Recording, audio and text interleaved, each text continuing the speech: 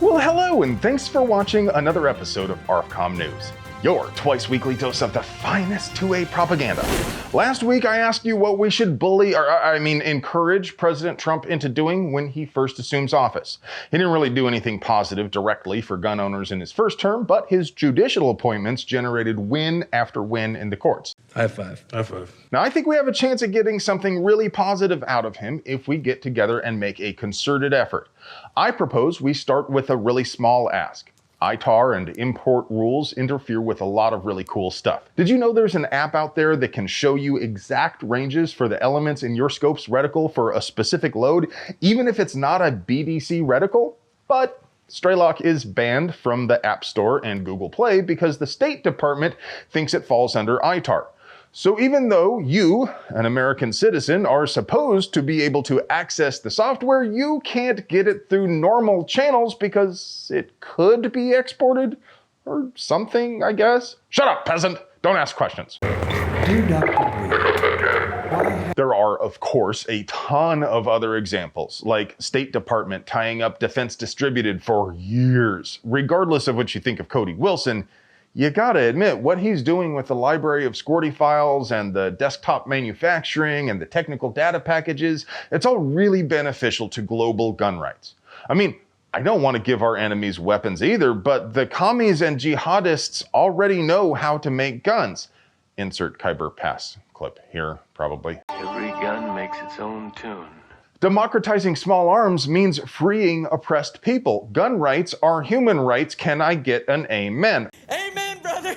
But it would be impossible for us to produce quality 2A propaganda without sponsors, so let's pay some bills. Today's video is sponsored by Vortex. And by Vortex. We've been running their new Defender line of red dots hard since before launch. They found a home on all of our guns, whether for concealment, competition, or anything in between. They're rugged, packed with features, and they flat out perform. With the CCW, ST, and XL, there's a dot for you.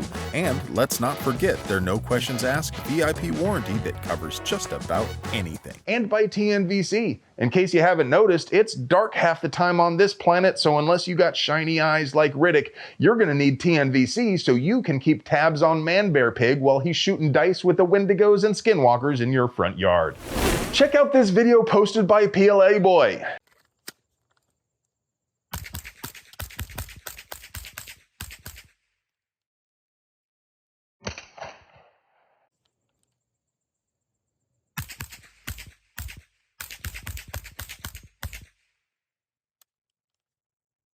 Now, they seem to be implying here that because it isn't attached, this thing wouldn't be considered a silencer. And there might be a little basis for that belief in this letter from 2010, in which the ATF seems to say a device which reduces sound is not a silencer if it is not attached to the gun.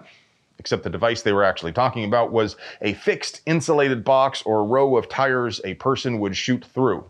And the recent rulings involving Chevron undercut the ATF's authority to create rules anyway. So what does the unconstitutional law actually say? The 1934 NFA defines a silencer in part as a device for silencing, muffling, or diminishing the report of a portable firearm. It says nothing about being attached. In fact, it doesn't say anything about the device being portable. It says any device for making a portable firearm quieter. Fellas, under strict interpretation, all indoor ranges and many outdoor ranges could be considered a silencer because they incorporate features which reduce the sound of gunfire for portable firearms. Things like overhead cover and berms may not silence gunshots, but they do have some effect on how far the sound can travel, right? In any case, don't take legal advice from dudes on the internet because these PLA boys are not lawyers. I'm not a lawyer either because there are some things I would not do for a Klondike bar. So, what do you guys think?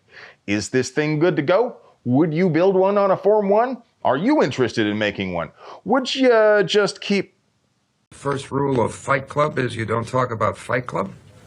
My brothers and sisters, we need to talk about something. Many of us have that one dumbass racist friend, and for the most part, he don't really mean no harm, but my word, he says the dumbest shit. You talk to him about it, of course, but he doesn't listen. He just thinks it's funny to be edgy. Well, it's not so funny when this same chucklehead testifies at a legislative hearing on live TV. If we want to address gun violence, we would be focusing on the people who bring guns into communities and shoot people, like where I live in Detroit and where you represent, Stephanie Chang, which are overwhelmingly 13 to 34-year-old sub-Saharan African Negroes. Those are the people who...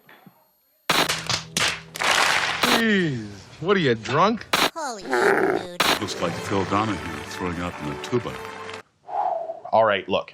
If you don't believe all men were created equal in the eyes of our Creator, we probably can't be friends. You are diametrically opposed to my most foundational beliefs, and I have no respect for you as a human being. You are a knuckle-dragging buffoon, an inbred loser, and a doo-doo head, in my opinion. But even if you are all those things, you cannot possibly be so utterly, profoundly moronic as to not know these, ideas are grossly unpopular across the political spectrum. Even a subhuman degenerate with a tooth growing out of his forehead who believes he's the master race still has to understand that saying this out loud in a public hearing damages gun rights. I mean, that's what he was supposed to be there for. Ostensibly, this midwit with a 6-year-old's handwriting was supposed to be there to testify in opposition to a bill banning carry in the Capitol building. And he did speak against it, kinda. Now, as you may have noticed, the audio on that recording sounds like a monkey murdering a gerbil in a potato chip bag with a hammer, so I will not suggest you to any more of that, but he whined the only reason they want to ban guns is that only white people carry them or can have carry permits. Now, I'm here to tell you, even this dumb son of a bitch had to know exactly what he was doing when he handed the control freaks a soundbite like this to point at. They're clutching their pearls and saying, "See, these are the people we were warning you about."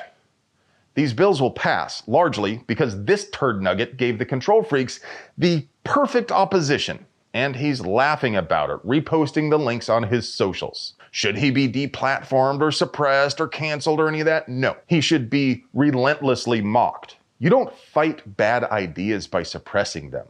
I'm not a big fan of dragon porn, but George R.R. Martin nailed it when he said, "When you tear out a man's tongue, you're not proving him a liar. You're only telling the world that you fear what he might say." You're gonna die for some chickens.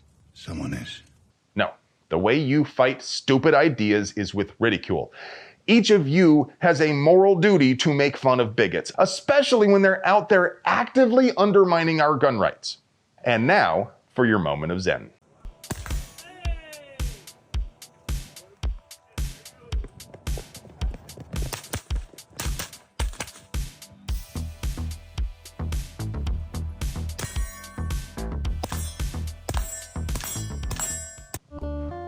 Hey friend, do you like pews and pew-related things? Would you like to help us keep delivering you pure American pew again? We literally couldn't pay the bills without our sponsors, so do us a solid and get yourself something nice from them. You deserve it. I love you.